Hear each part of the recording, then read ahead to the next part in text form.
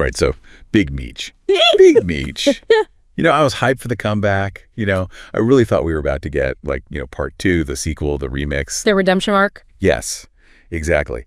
But instead, it's like watching a movie sequel where, the budget got slashed and the director walked out and the main star just kind of forgot how to act. Yeah, and they replaced the whole cast with, D-list actors you've never heard of. Yes, exactly.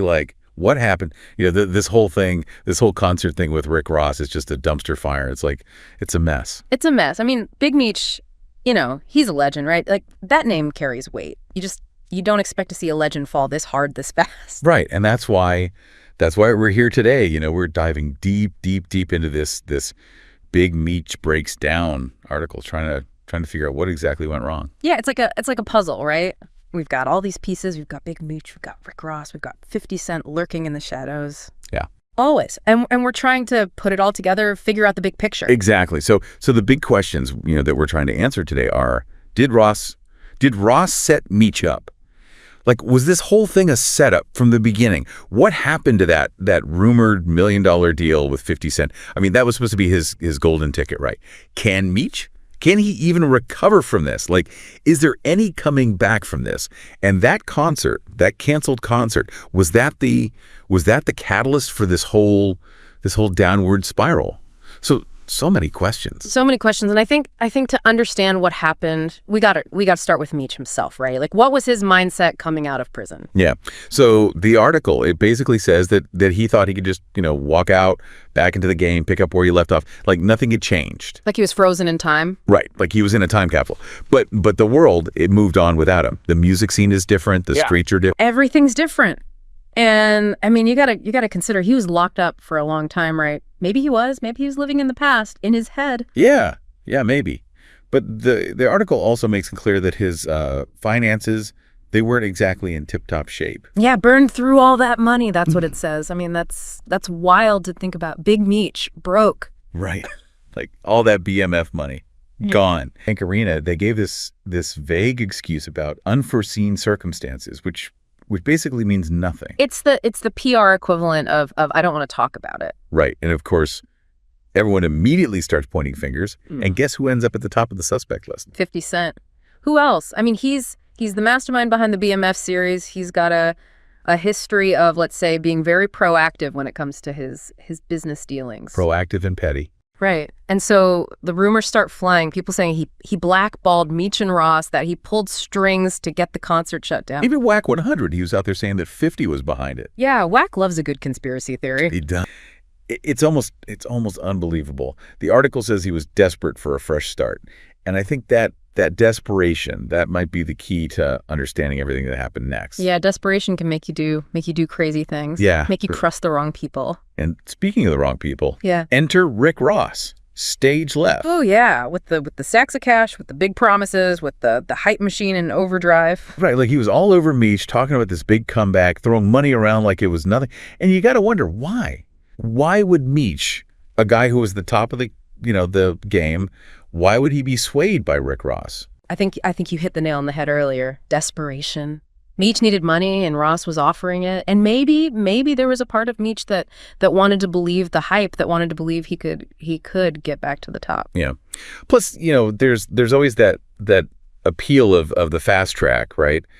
Why work with 50 Cent and build something slowly when Ross is dangling this instant success in front of you? Instant gratification. Yeah. It's a powerful drug, especially when you're feeling desperate. And let's not forget, Meech was expecting his son, Lil Meech, to help him out financially too, right? Yeah. But the article says Lil Meech was broke as well. Yeah, in the same boat is what it said. So you got Big Meech, you got Lil Meech, both needing a financial miracle, and Ross swoops in looking like the answer to their prayers. And he plays it perfectly, right? He positions himself as the savior, the guy who's gonna help Meech get back on his feet.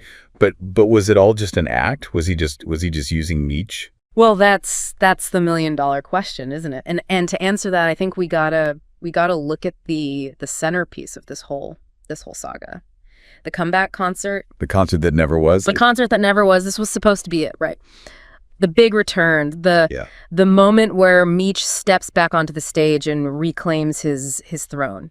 Massive benefit concert, star-studded lineup, the whole 9 yards. Pizza Hut touring and airing. They were producing it, and Ross was hyping it up like it was Woodstock 2.0. The anticipation was palpable, and then boom, canceled hours before the doors were supposed to open. And the Amaran banned out for being fake, for being opportunistic. And it makes you wonder, what if Ross hadn't got involved? What if Meech had just, stuck with 50 Cent in the BMF series? Maybe he wouldn't be in this mess. Yeah. And speaking of 50, whack 100. He's out there saying that Meech can't go crawling back to 50 now. Like, that brig is burned. Yeah, and it seems like 50 has confirmed that. He posted and then quickly deleted this Instagram post saying there would be no season 4 of BMF. No, season 4. Wow. That's got to hurt. The article said Meech's whole family was relying on that income. Yeah, it's a huge blow, not just for Meech, but for his kids, his family. They were all benefiting from the success of the show. But 50, he denies it, of course. Mm-hmm. He posts this screenshot of the cancellation notice with this super sarcastic caption.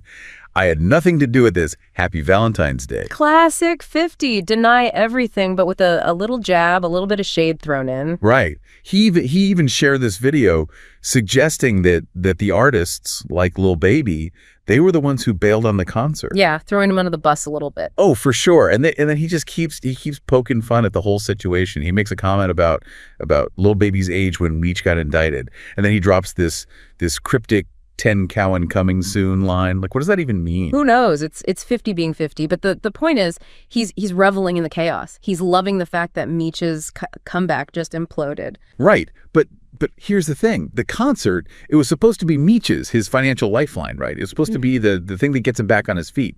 And now it's gone. The article says he lost the one shot that could have put him back in business.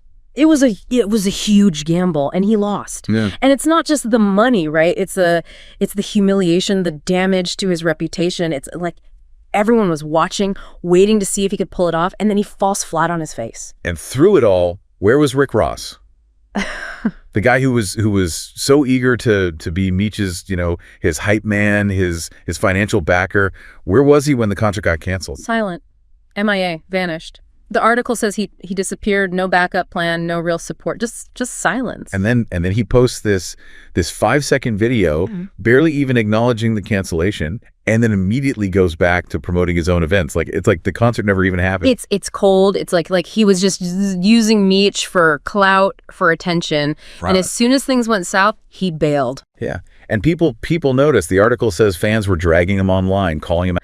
And now it's gone. And Lil Meech, he's caught in the middle of all this. The article says he tried to talk to 50 to smooth things over, to explain his dad's side of the story. He even said he'd take my shirt off my back for you to 50. Like, that's loyalty. Yeah, it is. But 50, he wasn't having it. His response to Lil Meech was brutal. What next season, little ninja? Just ice cold. And then he doubles down. He posts this fake GoFundMe page for Meech, titled as playing checkers. Like, was this whole thing a setup from the beginning?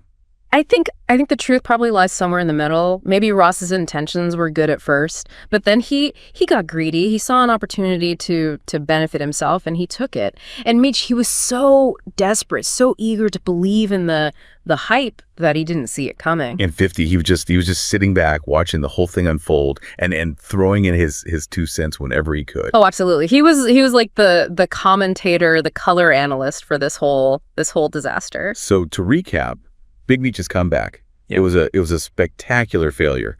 Rick Ross, well, we still don't know what his game was, but he definitely didn't come out of this looking good. And 50 Cent, he's still 50 Cent. Help Big Screech pay his $30,000 a month Airbnb. Like, he's just mocking him at this point. He's adding insult to injury, and then he throws in this jab about one of B Creep's shout out to quality control. I mean, he's just relentless. It's like he's trying to completely destroy Meech, to erase him from the narrative. It's a power move. He's showing everyone who's in control, who's got the upper hand. And then just when you think it can't get any messier, Rick Ross pops back up. He posts this Instagram story, this video talking about a real BMF movie theaters only. He even throws out names like Tony Fuqua and Quentin Tarantino as potential directors. It's just almost laughable, right? Like, after everything that's happened, after he abandoned Meech, he's now trying to act like the hero again. Right. Like, come on, Ross. No one's buying it. The article basically calls it an empty promise. And honestly, after seeing how he handled the concert situation, can you blame them?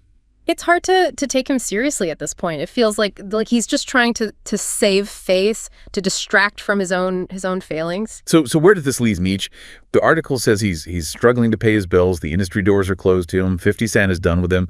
The BMF series is over, and his reputation is in tatters. Mm-hmm. And to top it all off, he's reportedly blaming Ross for everything instead of taking responsibility for his own actions. Yeah, it's not a good look. It's like he's learned nothing from this whole experience. And Whack 100, he sums it up perfectly.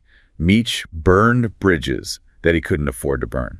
So the question is, can he rebuild? Does he even have any moves left? I don't know. It's hard to say. He's made some powerful enemies. He's made some bad decisions, but he's Big Meech, right? You can't count him out completely. Yeah, you never know. So here's the big question that I think everyone's asking. Was this all just bad luck, just a series of unfortunate events?